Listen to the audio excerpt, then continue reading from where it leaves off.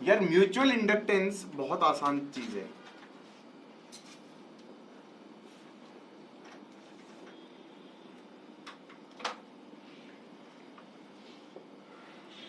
भाई ऐसे सोचो मित्रों, ये कोई कॉइल है, ये एक और कॉइल है,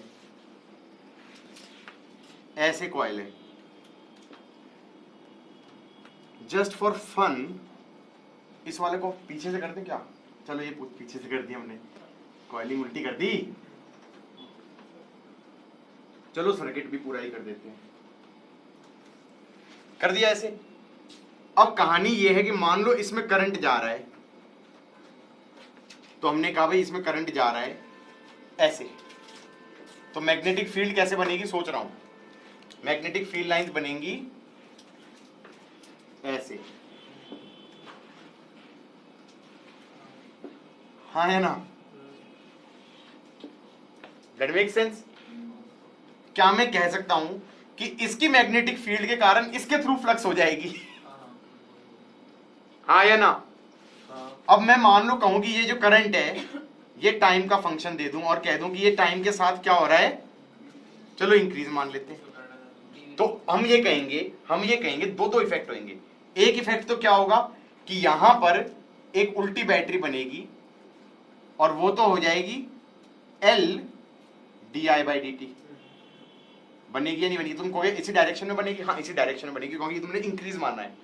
चेक भी कर सकते हो, ऐसे है तो ये इंक्रीज करेगा B, तो B इंड्यूस ऐसे आना चाहिए, B इंड्यूस ऐसे आना चाहिए, तो बैटरी इंड्यूस ऐसे आनी चाहिए, बैटरी इंड्यूस ऐसे आनी चाहिए। तो ये वाला हाई, ये वाला लो, और ये क्या हो गया? L हो गया हमारा सेल्फ इंडक्टेंस। मान लो इस वाले के टर्न्स थे N1, तो क्या मैं कह सकता हूं जो ये L होगा ये प्रोपोर्शनल टू N1 का स्क्वायर होगा। But that's not what I am going to teach now. I am simply saying कि यहां पर फील्ड ऐसे थी, यहां पर फील्ड ऐसे थी और ये इंक्रीज कर रही है, ये इंक्रीज कर रही है, तो बी इंड्यूस होएगा इस डायरेक्शन में और ईएमएफ इंड्यूस ऐसे होना चाहिए, तो बैटरी ऐसे बन गई इस केस में। तो तुम्हें सोचने आना चाहिए, हो सकता है कि ये आगे से होता तो अलग डायरेक्शन में बन रही होती, I don't give a dam. ये ऐसा हो गया। यहां तक की बात समझ में आई या नहीं आई? अब मैं सोच रहा था कि जो ये बैटरी है इसके बारे में सोचा था कि ये कितना ईएमएफ इंड्यूस होगा। तो क्या मैं पहले तो ये कह सकता हूं कि जो इसका जो फ्लक्स है, flux through one loop of second, flux through one loop of second will be proportional to magnetic field of first, तो फ्लक्स बी डॉट ए होगा ना। तो क्या मैं कह सकता हूं flux through one loop of second will be proportional to N1 turns into I, क्योंकि field will be proportional to N1 into ये वाला I, हाँ या ना? लेकिन that is flux through one loop of second and there are how many loops of second? N2. तो can I say this is flux through one loop, so flux net will be proportional to N2 times N1I, क्योंकि एक loop की flux तो N1I के proportional है और ये कितनी बार आएगी? N2 टाइम्स आएगी। तो हम ये कह सकते हैं flux net is equal to K N1 N2I। इस क्वांटिटी को कह सकते हैं ज्योमेट्री डिपेंडेंट क्वांटिटी है, this is called as mutual inductance. Unit वही होगी जैसे उसकी थी हेनरी, इसकी भी हेनरी हो गई। इसमें बेसिकली तुम क्या बोल दोगे? MI बोल दोगे। फ्लक्स को क्या बोल दोगे? उसमें LI बोल रहे थे, इसमें क्या बोल दोगे? MI बोल दोगे। M क्या हो गया? Mutual inductance, that is always proportional to product of turns of first and second. बात समझ में आई या नहीं आई? पक्का? श्योर? हाँ, अब तुम ये कह सकते हो कि बैटरी कितने की बनेगी? M di/dt की। सर एक बार ये बैटरी कैसे बनाई? उसमें अलग बनाई, उसमें अलग बनाई, किसमें अलग बनाई? उसमें भी हाँ, तो ये तो सेल्फ इंडक्टेंस वाला इफेक्ट था कि भैया खुद का करंट तुम बढ़ा रहे थे किसी तरीके से, और ये हुआ कि इसके करंट के चेंजिंग के कारण उसमें इंड्यूस हो गया ईएमएफ, तो ये म्यूचुअल इंडक्टेंस हो गया। बात समझ में आई या नहीं आई? भाई कल तुम ये कहो, अब क्वेश्चन बना सकते हैं भाई, इस पे बहुत सारे क्वेश्चन बन सकते हैं। ये लूप ले लिया आधार, ये लूप ले लिया और इसी एक्सिस पे एक और लूप ले लिया, ऐसे ले लिया,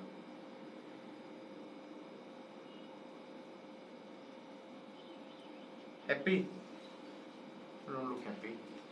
अब ये कह रहे हैं कि मान लो ये करंट जा रहा था ऐसे और ये करंट डिक्रीज कर रहा है, तो मैंने कहा भाई करंट ऐसे जा रहा था तो इसके कारण फील्ड्स कैसे होंगी, हाँ या ना, ऐसे होगी। और ये करंट डिक्रीज कर रहा है तो ये बी की वैल्यू क्या कर रही है, डिक्रीज कर रही है। इसका मतलब बी इंड्यूस होना चाहिए जो सपोर्ट करे, और बी इंड्यूस सपोर्ट करे तो इसमें करंट ऐसे हो इंड्यूस हो, और इसमें करंट ऐसे इंड्यूस हो तो बैटरी ऐसे इंड्यूस हो। और ये बैटरी की वैल्यू कितनी होनी चाहिए, mutual inductance into D I by d T of what, I of this, I one. बात समझ में आई या नहीं आई? ज्योमेट्री पे डिपेंडेंट होगा ये म्यूचुअल इंडक्टेंस की वैल्यू, क्योंकि जो ये एम की वैल्यू निकालोगे, हाँ कि N1 N2 बोल रहा हूं ना, बात समझ में आया कि नहीं आया? पक्का? और डायरेक्शन में बहुत बार बच्चे गलती करते हैं, मान लो यहां पर एक और लूप रख दिया, अब इसमें डायरेक्शन पूछ रहे हैं कैसे इंड्यूस होगा, ऐसे है तो होगा ही नहीं इंड्यूस, इसमें होगा ऐसे होता है, फील्ड लाइंस ऐसे। अरे क्या हो गया सर, उसको इन्फिनिटी पे रखेंगे तो नहीं होगा ना? हाँ इसको यहाँ पर बहुत दूर रखूंगा तब नहीं होगा। अभी तो होगा। हाँ अभी तो होगा, वो तो यहाँ पे भी इन्फिनिटी पे रखोगे तो कुछ नहीं होगा, हाँ। ऐसे होगा, ऐसे है बी, और ये डिक्रीज कर रहा है, क्यों? क्योंकि करंट डिक्रीज कर रहा है, तो इसका मतलब सपोर्ट में बी इंड्यूस चाहिए, और सपोर्ट में बी इंड्यूस चाहिए तो दाएं करंट ऐसे और बैटरी है, सॉरी उल्टा बना दिया, बैटरी ऐसे, और ये एम अलग हो जाएगा, ये एम डैश भी ले लो, क्योंकि इन दो का म्यूचुअल इंडक्टेंस अलग हो जाएगा और इन दो का म्यूचुअल इंडक्टेंस अलग हो जाएगा। अच्छा गाइस, मैं एक चीज बताना चाहता था, जैसे मैंने अभी बोला ना कि ये एक लूप है, ये एक सोलेनॉइड है, और एक और सोलेनॉइड ले लो, और मैंने स्टोरी क्या बनाई कि भाई इस वाले का नाम दे दिया 1, इसको दे दिया 2, तो इसमें करंट मान लिया I, तो जिसमें करंट I माना है उसको क्या नाम दे देते हैं, प्राइमरी। प्राइमरी, सुन लो मेरी बात, जिसमें करंट भी दिया है उसको बोल देते हैं प्राइमरी, और जो दूसरी होती है उसको क्या बोल देते हैं, सेकेंडरी। प्राइमरी में करंट दिया और प्राइमरी के कारण मैग्नेटिक फील्ड मान लो बन गई ऐसे, हाँ या ना, तो जो फील्ड बनेगी वो प्रोपोर्शनल टू हो जाएगा turns of primary into currents of primary, ये हो जाएगा मैग्नेटिक फील्ड। तो हमारे पास flux through secondary due to current in primary will be proportional to turns of secondary into turns of primary into current of primary, am I right? इसको फिर तुमने बोल दिया m, या इसको बोल दो m, कुछ बोल दो m mutual inductance of 2 due to current of 1 into current of primary, ऐसे बोल दिया नहीं बोल दिया? अब मैं जो बोलना चाह रहा हूं वो ध्यान रखना कि अगर मैं उल्टा करता कि पहले करंट इसमें भेज देता सेकंड में और फिर फ्लक्स निकालता पहले में, हाँ, लेकिन जो m की वैल्यू है ना, m ऑफ 1 ड्यू टू 2 निकल के आता ना, फिर m ऑफ 1 ड्यू टू 2 निकल के आता, करंट इन 2, वो सेम आता है, वो सेम आता है।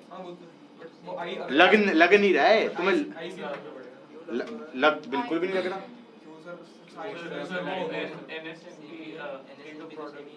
और साथ में प्रोपोर्शनैलिटी कांस्टेंट भी तो आता है, साथ में प्रोपोर्शनल किस तरह से देना पड़ेगा सेकेंडरी में? नहीं मतलब वो तुम्हारा क्या होता है, flux is equal to M I type कर रहे हो ना, तो एम तो ज्योमेट्री वाली चीज हो गई ना, तो ज्योमेट्री वाली चीज मतलब तुम समझे नहीं हो। अब तुम रुको, इसको यहाँ तक ये लिख चुके ना भाई, तुम ये बताओ मान लो मैंने एक बड़ा सा सर्कुलर लूप ले लिया और एक छोटा सा सर्कुलर लूप ले लिया, इसका रेडियस बोल दिया मैंने a, इसका रेडियस बोल दिया b, इसके टर्न्स बोल दिए na और इसके टर्न्स बोल दिए nb। अब ये बताओ कि इन्होंने कहा म्यूचुअल इंडक्टेंस निकालनी है, तो किस में करंट भेज के किसके थ्रू फ्लक्स निकालूं? अगर तुम ए में करंट भेज देते हो, अगर तुम ए में करंट भेज देते हो तो फील्ड लाइंस कैसे बनेंगी? ऐसे बनेंगी ना, और फिर क्रॉस तो दूर दूर तक जाएगा, इंफिनिटी तक जाएंगी, हाँ या ना? तुम फ्लक्स निकाल पाओगे क्या? Can you find flux through two due to field of one? You don't even know what this field is going to be through this whole area. Second के एरिया में तुम इस रेड वाले फील्ड के कारण फ्लक्स कैसे निकालोगे भाई? तुम्हें फील्ड पता है क्या? तुम्हें करंट बाहर वाले में भेजना पड़ेगा। समझ में आ रहा है? तो this is a very powerful result which you are thinking, हाँ ऑब्वियस है कि यार M12 और M21 सेम होता है। समझ में आया क्या बोलना चाह रहा है वो? M21 और M12 सेम होता है। तो अगर मान लो जानबूझ के वो क्वेश्चन बनाए, वही सब फ्लक्स किसमें निकालना था? सर्किल वाले में। तुम्हें म्यूचुअल इंडक्टेंस निकालना था। तो क्वेश्चन ये था कि भाई तुम्हारे पास एक सर्कल ले लिया, एक बड़ा सर्कल ले लिया, तुमने कहा ये कॉइल है, इसका रेडियस a है, इसके टर्न्स Na है, इसका रेडियस b है, इसके टर्न्स Nb है। तुम अंदर वाले में करंट भेज के बाहर वाले बड़े एरिया में फ्लक्स नहीं निकाल पाओगे। लेकिन मैंने कहा कि फ्लक्स लिंकेज सेम रहती है। पहले में अगर मैं करंट भेजूं तो दूसरे के थ्रू जो फ्लक्स लिंक होगी that will be same as कि अगर मैं सेकंड वाले में करंट भेजूं और पहले वाले में जो फ्लक्स लिंकेज होगी, क्योंकि flux linkage depends on geometry, just accept it as a matter of fact. तो अगर मुझे करंट भेजना चाहिए तो किस में भेजना चाहिए? सेकंड वाले में भेजना चाहिए। उसमें आई भेज दिया। अब आई भेज दिया तो इस पूरे में करंट कैसे ऐसे जा रहे हैं ना बाहर वाले में, तो फील्ड कैसे होगी? ऐसे होगी, ऐसे होगी, ऐसे होगी, ऐसे होगी, ऐसे होगी, ऐसे होगी, फिर बाहर अंदर होगी। ये भी सही है। अब मान लो उसने अप्रोक्सीमेशन दिया कि radius a is very very less than radius b, तो मैंने कहा भाई इस एरिया में फील्ड कांस्टेंट ही मान लेना। कितनी हो जाएगी मैग्नेटिक फील्ड? वो हो जाएगी mu naught I by 2b into terms of b। ये तो हो गई magnetic field into area of this कर देना, b डॉट ए कर दे, एरिया वेक्टर ले लेना, ये b वेक्टर हो गया और वो a वेक्टर हो गया। a वेक्टर क्या हो जाएगा? पाई a स्क्वायर, ये एक लूप के थ्रू फ्लक्स हुआ, इनटू टर्न्स ऑफ a कर देना, ये पूरी की पूरी हो गई फ्लक्स। अब I को छोड़ के बाकी सारा जो ये है इसको M ले लेना, ये म्यूचुअल इंडक्टेंस हो गई। बात समझ में आई है नहीं आई? तो मतलब ये जो चीज मैंने बोली थी ये लग रही थी बड़ी ऑब्वियस सी, ठीक है। अब इस क्वेश्चन को कैसे चेंज कर सकता था वो? और मैंने ये बताया कि भाई बाहर में करंट भेज के अंदर वाले में निकाल सकते थे, अंदर में करंट भेज के तुम बाहर वाले के थ्रू फ्लक्स नहीं निकाल पाओगे। अब मान लो इसी क्वेश्चन को वो शैतान इंसान ऐसे बोल देता कि मान लो ये करंट दे दिया और इसको बोल दिया I नॉट टी स्क्वायर और बाहर वाले की रेजिस्टेंस दे दी R। अब कहता है भाई बाहर वाले में करंट इंड्यूस निकाल दो।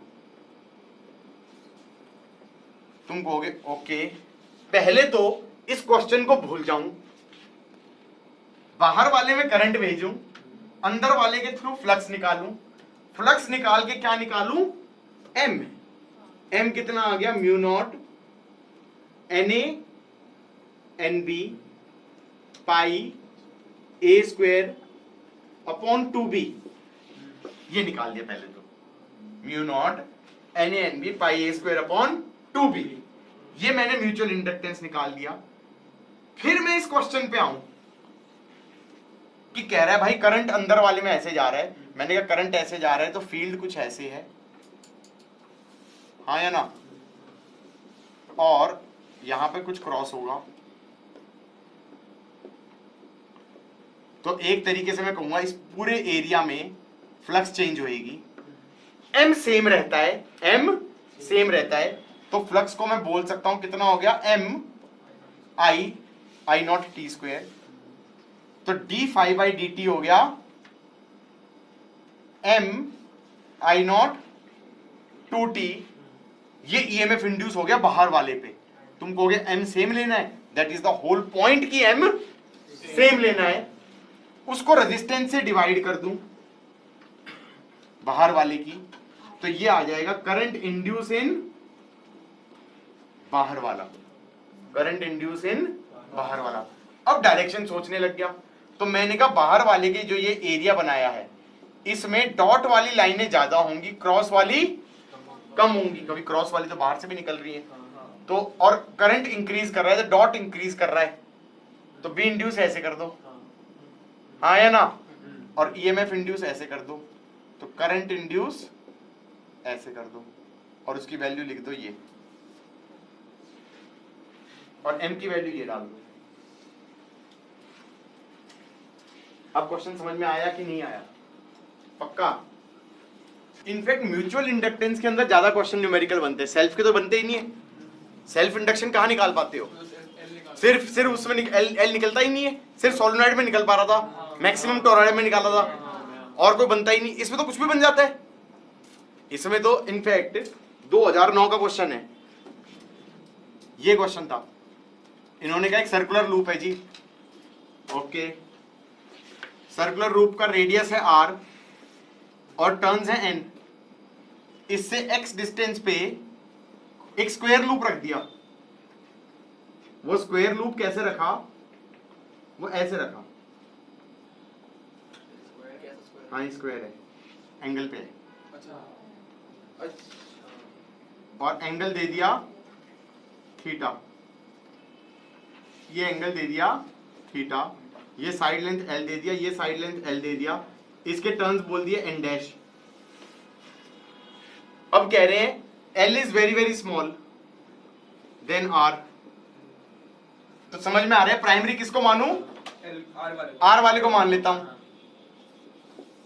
ऐसे ऐसे करंट जा रहा है, ओके, फील्ड ऐसे हो गया,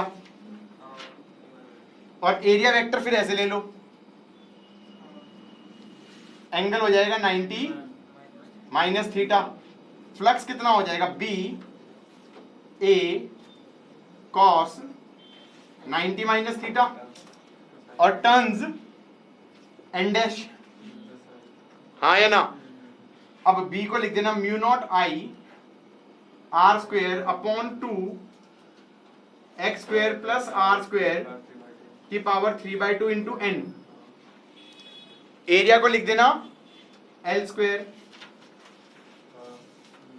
कॉस 90 माइनस थीटा हो गया sine theta into N dash.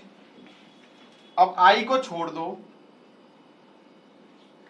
तो ये पूरा हो गया एम।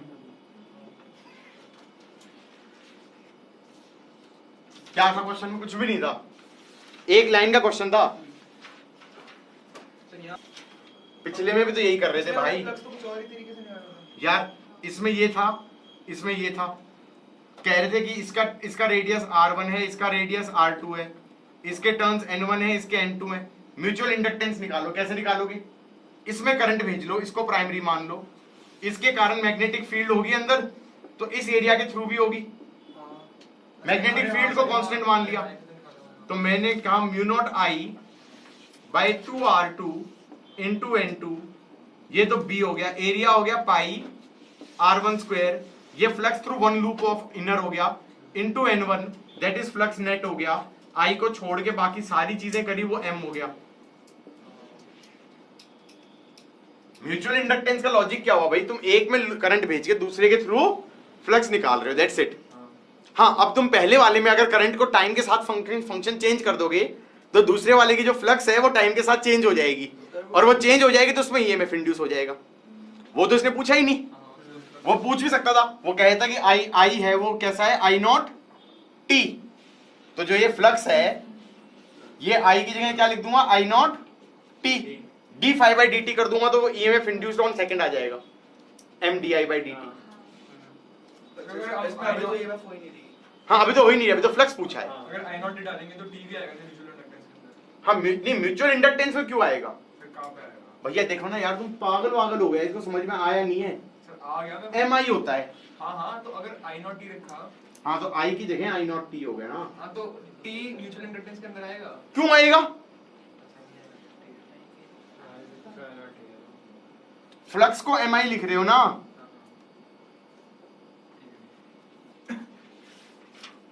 तो उसमें 2r2 क्यों लिखा था? सेंटर ऑफ सर्कल पे मैग्नेटिक फील्ड क्या होती है? Mu naught I by 2r। अरे मैंने लूप का लगा दिया था। इनफाइनाइट वायर का लगा दिया था, mu naught I by 2 pi r। Solenoid का I don't even want to talk about it, okay? ऐसे टर्न है तो सॉलिनॉइड ही होगा। सर्कुलर लूप है, कॉइल है, हाँ ऐसे बोलते हैं क्वेश्चन में, कॉइल है, सर्कुलर कॉइल। अब समझ में आ गया नहीं आ गया? म्यूचुअल इंडक्टेंस कैसे निकालते हैं? सिचुएशन दी होती है, दो डिफरेंट लूप्स दिए होते हैं, म्यूचुअल इंडक्टेंस निकालनी है तो एक में करंट भेजो, दूसरे में फ्लक्स निकालो। करंट ऐसे में भेजना कि दूसरे के थ्रू फ्लक्स निकाल पाओ। पता चला जी स्क्वायर वाले में करंट भेज रहे हैं और फिर कह रहे हैं फ्लक्स हमसे निकलना रही इसके लूप के थ्रू, इसके एरिया के थ्रू, तो फील्ड ही नहीं पता चलेगी। हाँ या ना? प्राइमरी किसको मानना है वो तुम्हारे ऊपर है। उन्होंने कहा कि एक सोलेनॉइड ले लेते हैं, एक सोलेनॉइड ले लेते हैं, ले ली मित्रों, ऐसे सोलेनॉइड ले ली। मतलब उन्होंने इतना अच्छा से नहीं बनाया, मैंने थोड़ा ज्यादा अच्छे से बनाया, बिल्कुल प्रिसाइज, ठीक है। उसके बाद इसके टर्न्स ले लो n1, इसका एरिया ले लो a1, इसका लेंथ ले लो l1, और उसके अंदर एक और कॉइल घुसा दो। हाँ, किसका? इसकी म्यूचुअल इंडक्टेंस पूछेगा वो। तो ये n2, एरिया a2 और लेंथ l2। तो ठीक है, अब इसमें करंट भेज दो। किस वाले में करंट भेजोगे? बाहर वाले में भेजोगे। अब बाहर वाले में तुमने ऐसे करंट भेज दिया तो फील्ड हो गई ऐसे, और वो कितना हो जाएगा? B हो जाएगा mu naught n1 by l1 I। हाँ या ना? अब एक लूप ऑफ सेकंड लो, इसके थ्रू फ्लक्स कांस्टेंट मान सकते हैं, बी कांस्टेंट मान सकते हैं, तो वो एक फ्लक्स कितनी हो जाएगी? Mu naught n1 by l1 I, B तो वही रहा, into area of a2 into turns of n2। अब ये पूरा हो गया ना, नेट फ्लक्स निकालिए।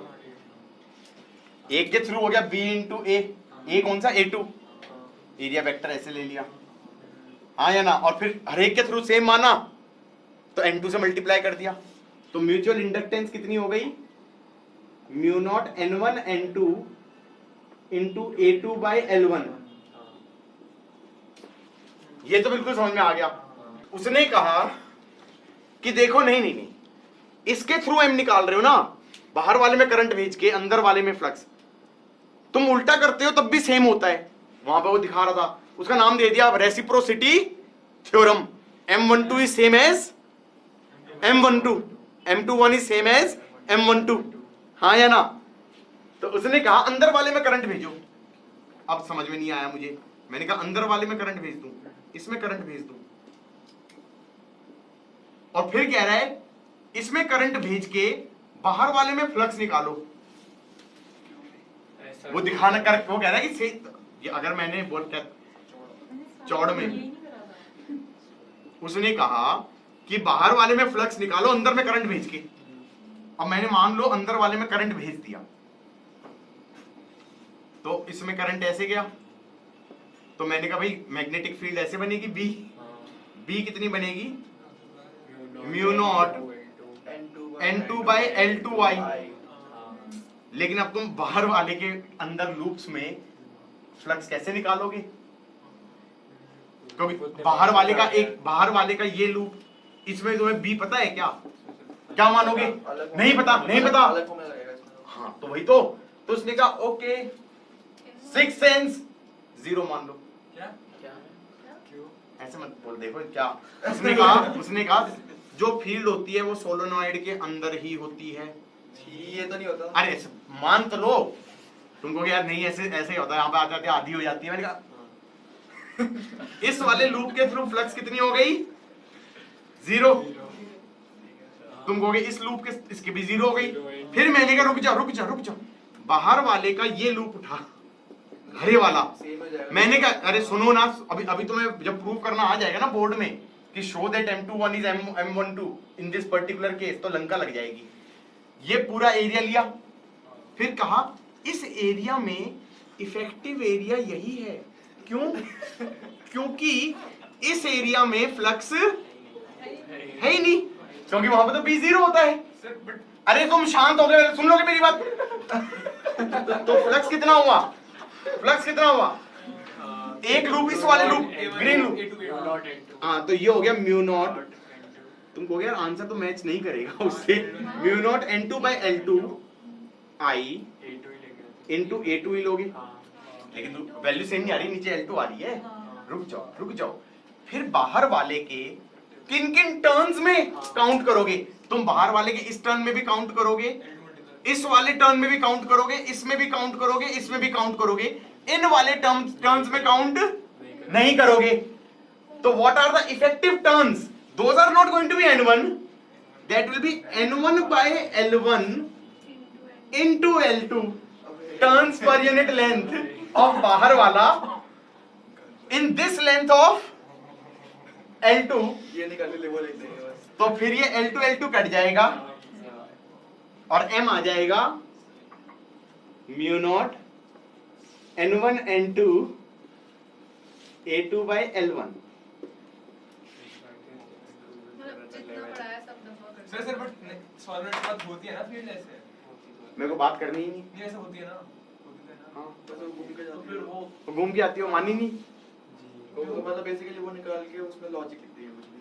हाँ, तो समाउ उसको दिखाना था कि M12 is same as M21, तो उसने कहा देखो ऐसा है, हमने दिखा दिया। ये बोर्ड में आ सकता है। वो आता है, आया था इससे। एंड में आती है। तो इस डेरिवेशन में सबसे इंपॉर्टेंट पार्ट क्या था? इफेक्टिव टर्न्स निकालना ना, इफेक्टिव टर्न्स, क्योंकि आउटर वाले के सारे टर्न्स इफेक्टिव नहीं है। आउटर वाले के उतने ही टर्न्स लो जो L2 लेंथ में आए, फिर हो जाएगा। अरे मित्रों, टॉपिक है म्यूचुअल इंडक्टेंस। बोलो क्या? Mutual inductance. हमारे पास क्या है? एक सोलेनॉइड। सोलेनॉइड कैसी है? कुछ ऐसी। हमारे पास क्या है? एक और सोलेनॉइड। ये सोलेनॉइड कैसी है? Just for the heck of it पीछे से बना लेते हैं, इस बार ज्यादा मजा आएगा। एक का नाम दे दें प्राइमरी, एक का नाम दे दें सेकेंडरी। अब एक नई स्टोरी चालू करी। मैंने कहा प्राइमरी में भेज दिया करंट, प्राइमरी में करंट गया ऐसे, इस करंट के कारण मैग्नेटिक फील्ड हो जाएगी कुछ ऐसी।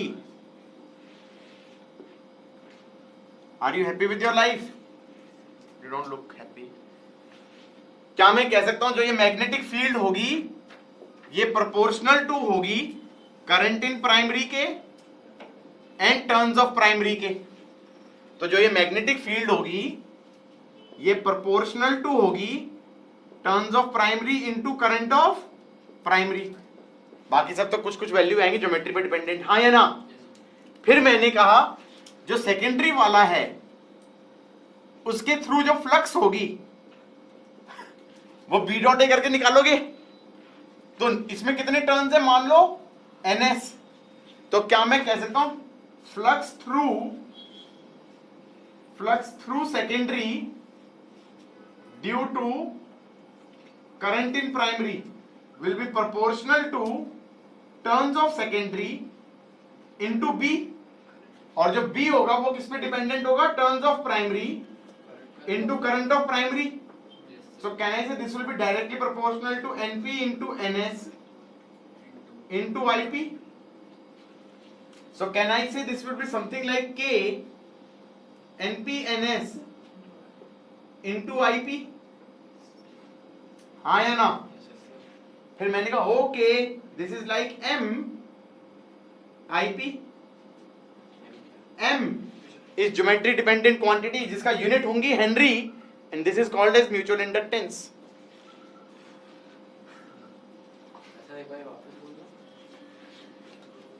जैसे जैसे सेल्फ इंडक्टेंस था दैट वाज कि खुद के करंट के चेंजिंग के कारण खुद के करंट के कारण खुद के through flux, that was proportional, that is geometry dependent quantity and that was proportional turns of that primary वाला स्क्वायर इनटू करंट. इसमें क्या हुआ? करंट इसमें भेजा और फ्लक्स उसमें निकाला, तो इसके थ्रू जो फ्लक्स होगी वो दोनों के टर्न्स के प्रोडक्ट के प्रोपोर्शनल होगी एंड ज्योमेट्री के ऊपर डिपेंडेंट होगी. हाँ या ना? और इसके करंट पे डिपेंडेंट होगी. हाँ या ना? तो फ्लक्स इज कैसा आ रहा है? Some constant into IP. तो उस कांस्टेंट की वैल्यू ज्योमेट्री पे डिपेंड कर रही है and that constant is definitely directly proportional to NP into NS. हाँ या ना? तो NP NS हो गया और K NP NS, तो ये इसको बोल दिया M म्यूचुअल इंडक्टेंस. तो फ्लक्स को लिख दो MIP. MIP. हाँ या ना? This is flux through secondary due to the current in primary. हाँ या ना? अब जैसे just for the kick of it, just for the heck of it, हमने कहा जो IP है इसको कर दो बढ़ाओ. ओए मित्रों इधर देखो, इसको बढ़ाओ. हमने कहा IP is a function of time and this is very well a increasing function of time. तो मैंने कहा okay this B would increase. ओए इधर देखेगा नहीं फिर पूछेगा ये क्या हो गया. This B would increase. तो B induced should be like this. ऐसे battery. And this battery would, ये राइट में है ये लेफ्ट में है, तो this battery would be something like this in this particular case. And this battery would be given by M dIP by dt. So अगर हमने कहा कि यहां पर एक रेजिस्टेंस भी दे दिया होता अंकल जी ने, ये R होता, तो इसमें करंट इंड्यूस हो जाता I secondary, and where I secondary would be M dIP by dt by R. Are you happy with your life?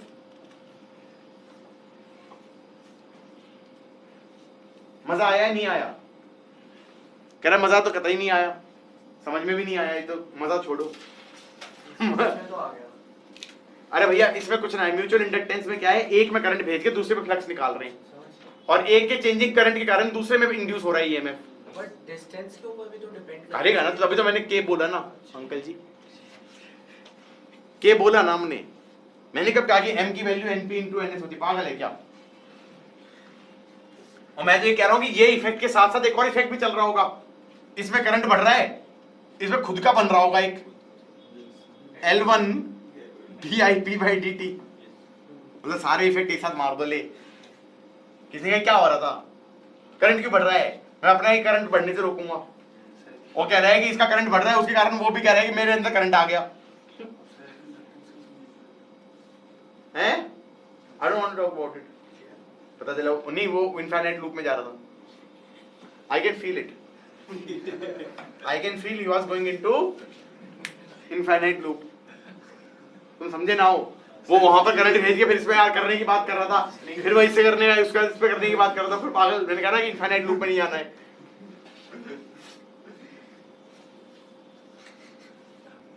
ये लूप है, ये लूप है और यहां पर एक और लूप ले लिया. ठीक है. अब इन्होंने कहा इस लूप में करंट जा रहा है ऐसे और ये करंट डिक्रीज कर रहा है. तो ये बताओ इसके कारण इस वाले लूप में कौन सी डायरेक्शन में करंट इंड्यूस होएगा? पूछ रहा हूं. क्लॉकवाइज ऊपर से देखे तो क्लॉकवाइज या एंटी क्लॉकवाइज? तो हमने लॉजिक ये लगाया, ये करंट ऐसे था तो मैग्नेटिक फील्ड लाइंस कैसे थी? ऐसे. हाँ या ना? फील आई या नहीं आई? और मैंने कहा मैग्नेटिक फील्ड लाइंस में आई डिक्रीज कर रहा है, तो इसका मतलब मैग्नेटिक फील्ड डिक्रीज कर रही है, तो बी इंड्यूस ऊपर की तरफ आना चाहिए, और बी इंड्यूस अगर ऊपर की तरफ आना चाहिए तो करंट इंड्यूस ऐसे होना चाहिए, बैटरी इंड्यूस ऐसे होनी चाहिए। बैटरी किस पे डिपेंड करेगी? Mutual inductance.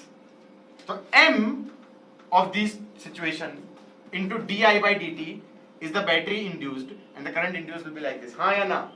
अच्छा मान लो यहां पे होता तो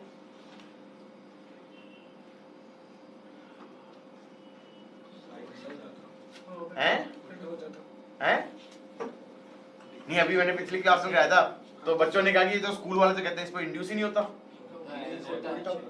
क्योंकि मैग्नेटिक फील्ड लाइन ऐसे जाएंगी, मैग्नेटिक फील्ड लाइन ऐसे जाएंगी, तो बी तो ऐसे हो गया और बी डिक्रीज कर रहा है, तो बी इंड्यूस ऐसे होना चाहिए, और बी इंड्यूस ऐसे है तो करंट ऐसे होगा, बैटरी ऐसे होगी। आगे बोलो। Got it? मैं एक चीज बताना चाहता हूं, बहुत इंपॉर्टेंट चीज। दो कॉइल थी ना, दो कॉइल थी, यहां पे जो दो कॉइल बनाई थी प्राइमरी सेकेंडरी, अगर प्राइमरी में करंट भेज के और सेकेंडरी में फ्लक्स निकालो तो वो आ रही थी कुछ एम आई प्राइमरी, और अगर तुम सेकेंडरी में करंट भेज के और प्राइमरी में फ्लक्स निकालो तो इसमें कुछ और एम होगा इनटू डी, मतलब आई सेकेंडरी। हाँ या ना? लेकिन जो एम होता है वो सेम होता है, बस सेम होता है। M12 बोल देते हैं एक को, दूसरे को M21 बोल देते हैं। M12 और M21 सेम होता है, बस मान लो कि क्या होता है, सेम होता है। क्यों? क्योंकि फ्लक्स लिंकेज सेम होती है। जो एक में करंट भेज के दूसरे में फ्लक्स लिंक कर रहे हो और दूसरे में करंट भेज के पहले में फ्लक्स लिंक कर रहे हो, फ्लक्स लिंकेज सेम होती है, इसलिए M12 और M21 सेम होता है। बहुत बड़ा इंपॉर्टेंट चीज है ये, और ये एनसीईआरटी में कुछ नाम भी दिया है, इसका नाम क्या दिया है? Reciprocity theorem. क्या बोला है? M12 is same as M21 और इसका नाम दिया है रेसिप्रोसिटी थ्योरम। रेसिप्रोसिटी थ्योरम क्या बोलती है? M12 is same as M21। ये बहुत इंपॉर्टेंट है। बताओ इंपॉर्टेंट क्यों है? क्योंकि असलियत ये है कि किसी एक में करंट भेज के दूसरे में फ्लक्स निकालना आसान होता है, और किसी एक में करंट भेज के हो सकता है दूसरे में फ्लक्स निकालना इम्पॉसिबल हो जाए। वहां पे तुम्हें यूज करना पड़ सकता है कि M12 और M21 सेम होता है। मतलब for example let us try to make a question. ओए सब इधर देखो, सर्कुलर लूप है, इसका रेडियस ले लो R1, टर्न्स ले लो N1, इसका रेडियस ले लो R2, टर्न्स ले लो N2। हाँ या ना? बाहर वाले की रेजिस्टेंस दे दी R और अंदर वाले में करंट भेज दिया I, और ये टाइम का फंक्शन बोल दिया और इसको बोल दिया I0 t। और अब ये कह रहे हैं अगर R1 is very very less then R2, R1 is very very less then R2, find current induced in outer. मैंने कहा ओके, करना क्या पड़ेगा? सोच रहा हूं मैंने कहा अंदर वाले में करंट भेज के बाहर वाले में फ्लक्स निकालनी पड़ेगी। बाहर वाले में फ्लक्स निकालोगे, इस करंट के कारण वो dependent on some geometry and this current आएगी। हाँ या ना? उस फ्लक्स को लिख देंगे MI, फिर डिफरेंशिएट मारेंगे तो MDI/dt वो आ जाएगा MI0, और फिर क्या करोगे? MI0 को डिवाइड कर दूंगा R से, तो आउटर वाले में करंट इंड्यूस्ड आ जाएगा। मैंने कहा M तो तुम्हें पता ही नहीं, मैंने कहा तुम्हें फ्लक्स निकालनी पड़ेगी। क्या तुम इसमें करंट भेज के इसमें फ्लक्स निकाल सकते हो बड़े वाले पूरे एरिया में? पागल है, मुश्किल।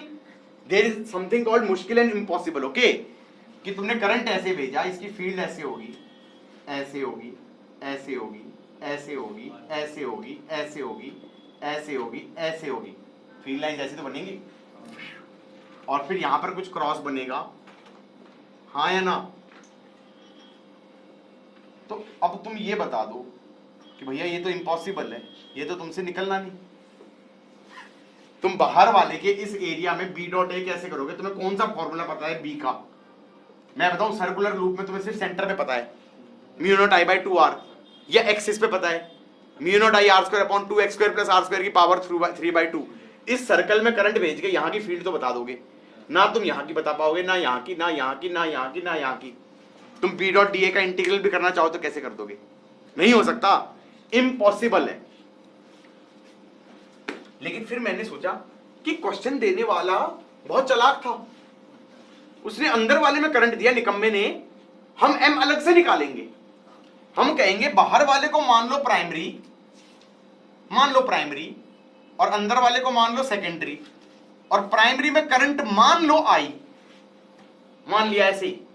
मैंने कहा इसमें करंट आई माना, तो मैंने कहा सेंटर पे फील्ड क्या होगी? म्यू नॉट आई बाई 2 पाई, किस कौन नालायक बोल रहा है बता दो पहले? Mu naught I by 2r2 into n2, ये नेट मैग्नेटिक फील्ड हो गई। फिर लॉजिक लगाओ कि ये मैग्नेटिक फील्ड सेंटर पे है, मैंने कहा भाई ये एरिया बहुत छोटा है, तो इस पे फ्लक्स, इस फील्ड को कांस्टेंट मान लो इतने से एरिया पे, तो एरिया बोल दो pi r1 square into n1 is your flux through अंदर वाला due to current of outer वाला। मैंने कहा आई को छोड़ दो और बाकी सारा कूड़ा हो जाएगा m, तो हमारा m हो जाएगा म्यू नॉट n1 n2 पाई r1 स्क्वायर अपॉन 2r2। लो, फिर तुमने कहा ये तो m निकाला था बाहर पे करंट मान के अंदर का, मैंने कहा सेम ही होता है।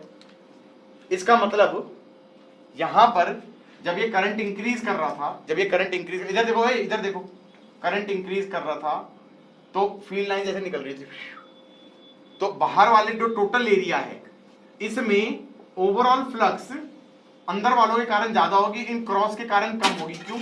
लॉजिक ये बना रहा हूं मैं, कुछ लॉजिक बना रहा हूं। मैंने कहा क्रॉस वाली कम होंगे, डॉट वाले ज्यादा होंगे, तो ओवरऑल बढ़ेगी, तो लेंस लॉ बोलेगा कि अंदर की तरफ आए, सो दैट करंट ऐसे इंड्यूस हो। और ये करंट कितना इंड्यूस होगा? एम आई, ये तो बैटरी होगी, ये ईएमएफ हो गया एम आई नॉट। क्यों? फ्लक्स इज एम आई, हाँ या ना? तो D I by d T कितना हो गया? आई नॉट, तो बैटरी बन गई एम आई नॉट, और इसमें जो करंट आई डैश आएगा वो हो जाएगा M I naught by resistance, M I naught by resistance. और ये जो m की वैल्यू है ना, ये एग्जैक्टली सेम होगी।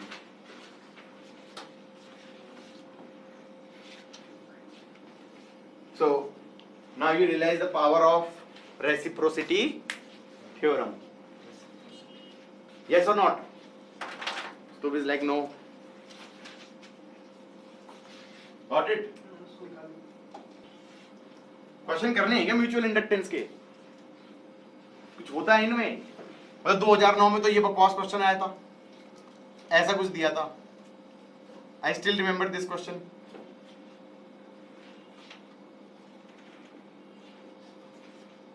This was the idiotic question जिसका मैंने की बनाते हुए आंसर गलत किया था। रिंग दी है, रेडियस r दिया है, टर्न्स n1 दिए हैं, रिंग के एक्सिस पे x डिस्टेंस पे एक लूप रख दिया ऐसे,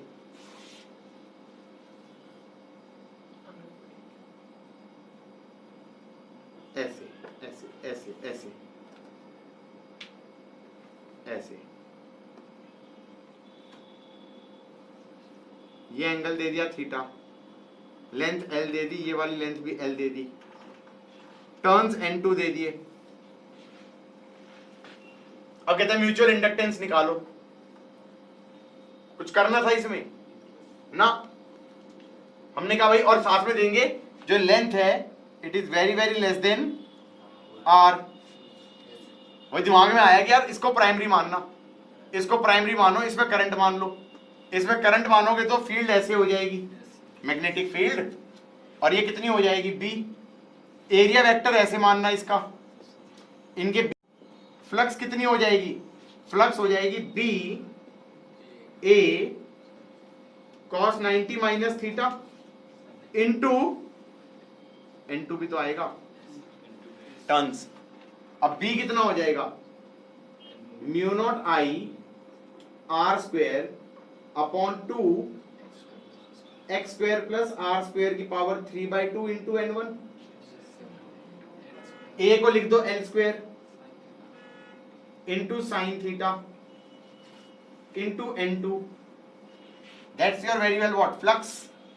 मैंने कहा रुक जा, आई को छोड़ के सारी चीजें इज M।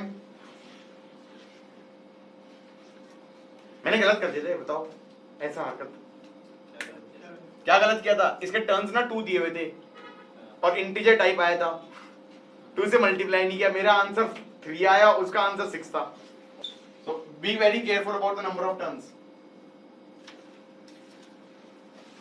गाइस। एनसीईआरटी में जहां पर ये थ्योरी दी है ना म्यूचुअल इंडक्टेंस की, वहां पर एक क्वेश्चन दिया है। वहां पर क्वेश्चन क्या दिया है कि एक बड़ी सी सोलेनॉइड ले लो। क्या ले लो, बड़ी सी सोलेनॉइड ले लो। ऐसे ले ली,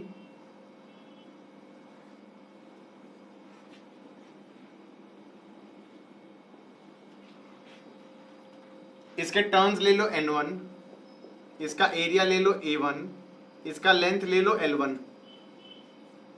इसके अंदर एक छोटी सोलेनॉइड ले लो,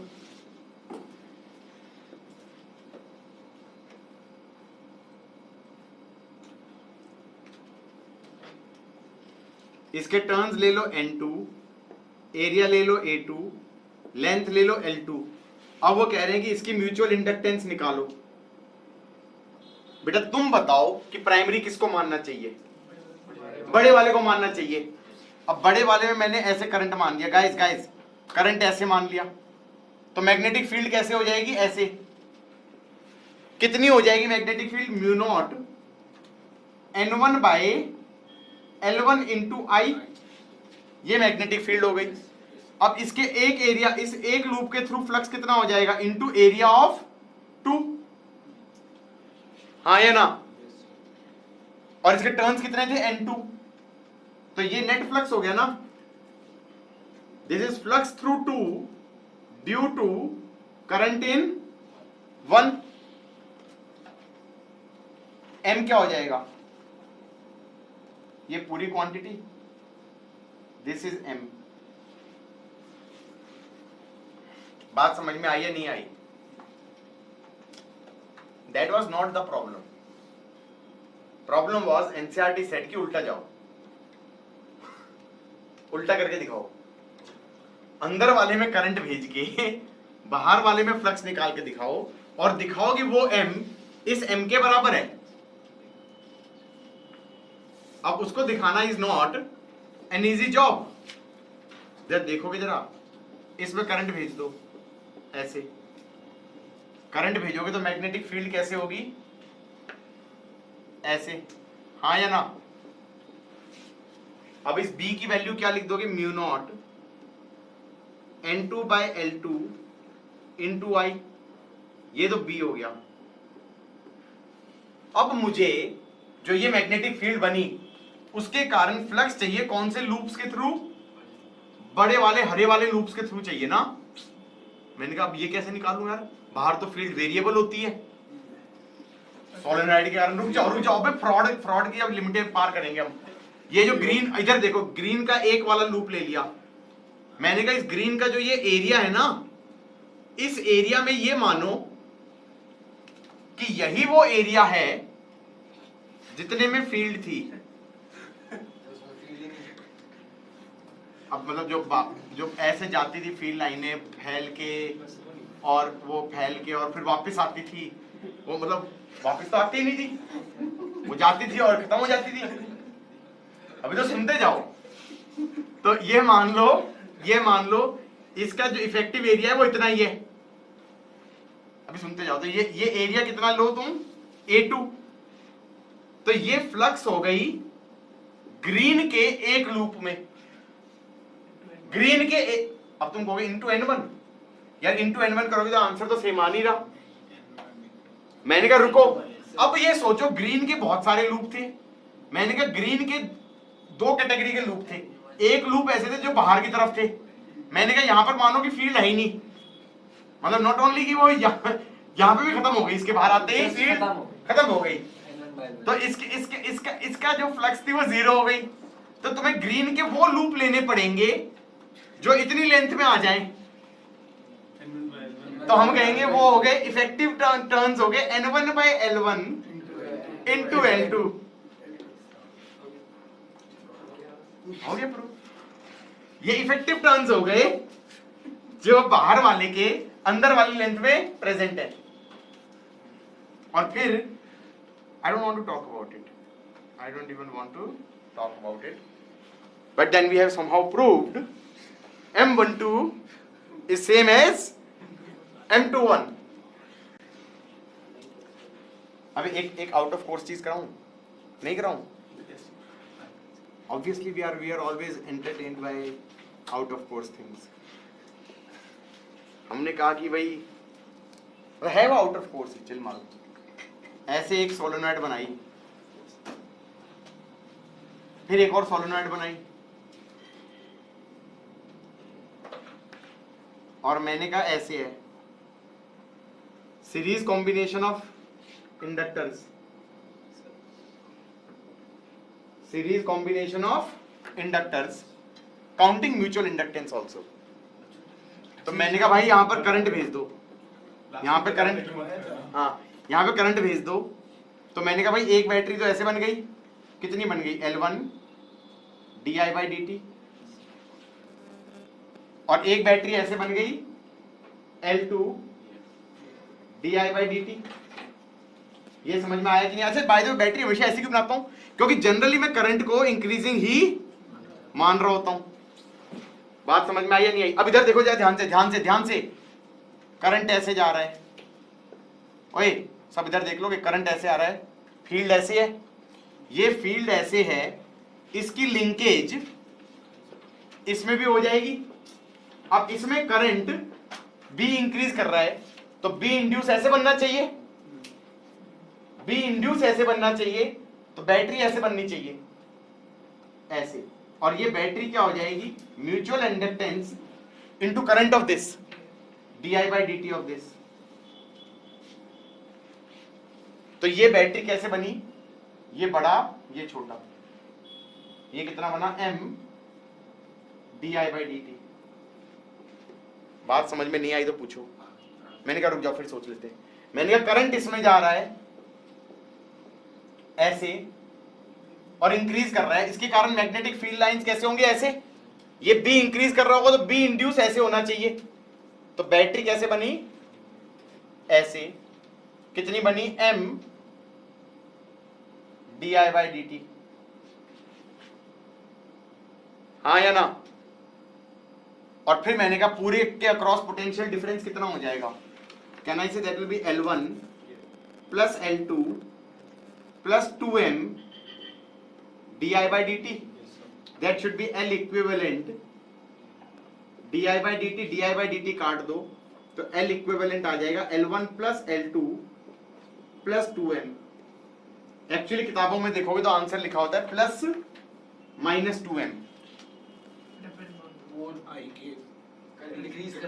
नहीं नहीं, फर्क पड़ता है कॉइलिंग से, कॉइलिंग से फर्क पड़ता है, इंक्रीजिंग और डिक्रीजिंग से कोई फर्क नहीं पड़ेगा। क्योंकि तुम डिक्रीजिंग मानोगे तो चारों उल्टे हो जाएंगी। अरे करंट डिक्रीज कर दोगे तो चारों बैटरियां उल्टी हो जाएंगी, चारों बैटरियां उल्टी हो जाएंगी तो तब भी वही रहेगा L1 plus L2 plus 2M। तो माइनस 2M कब होगा? अगर मैं इसकी कॉइलिंग पीछे से कर देता और इसकी भी पीछे से कर देता। एक्चुअली नहीं, क्योंकि दोनों पीछे से कर दोगे तो भी प्लस ही आएगा। चेक कर सकते हैं।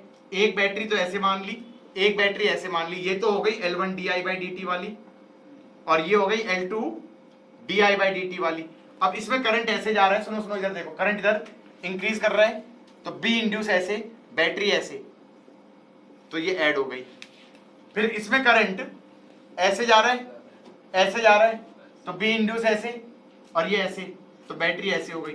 यार इसमें भी ऐड ही हुआ है L1 plus L2 plus 2M, तो फिर माइनस कब आता है? एक कॉइलिंग कोई पीछे से है और दूसरी आगे से है। चेक कर लेते हैं। एक बैटरी तो ऐसे बनी जाएगी, एक बैटरी ऐसे बनी जाएगी। ये कौन सी? L1 di/dt वाली, ये L2 di/dt वाली। अब इधर देखो, यहां पे करंट कैसे आ रहा है? ऐसे ऐसे, फील्ड ऐसे है, तो बी इंड्यूस ऐसे है, बैटरी ऐसे है, m di/dt। हाँ या ना? अब इसमें करंट ऐसे है, बी ऐसे है, बी इंड्यूस ऐसे है, बैटरी ऐसे है।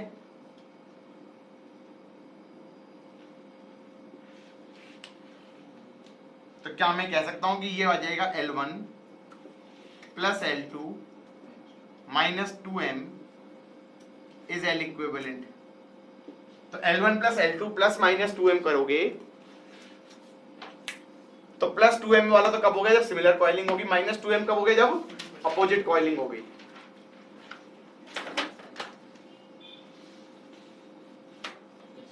क्यों? तो आते ही नहीं है ये। कभी आते हैं?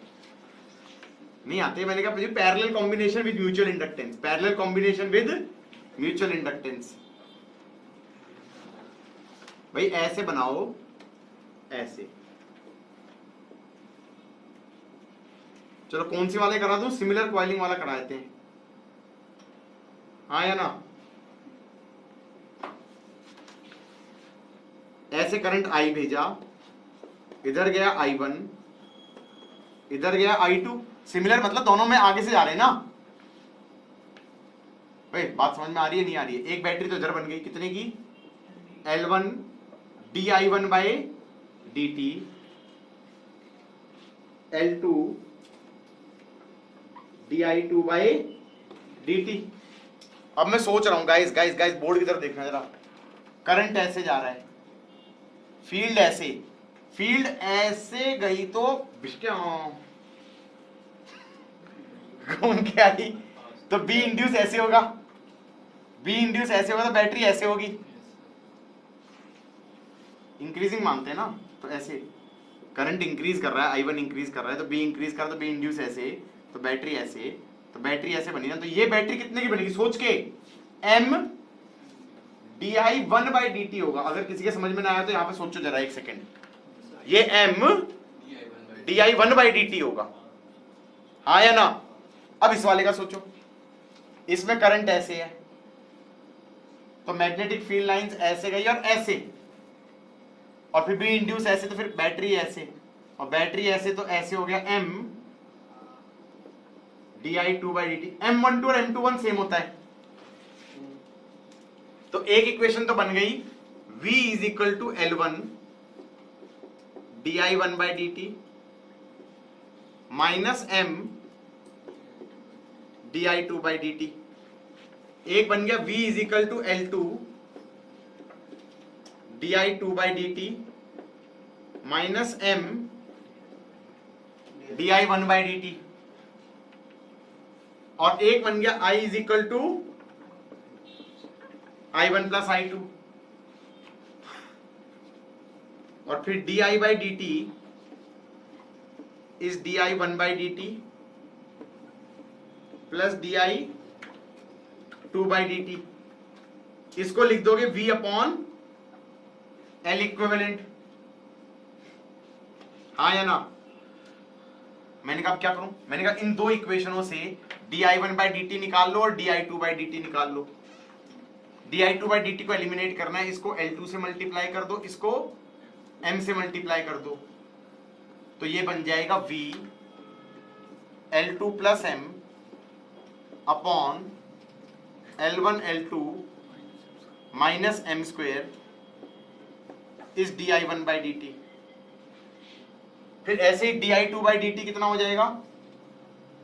निकालना, v L1 plus m upon L1 L2 minus m square, तो ये आ जाएगा v L2 plus m upon L1 L2 minus m square plus v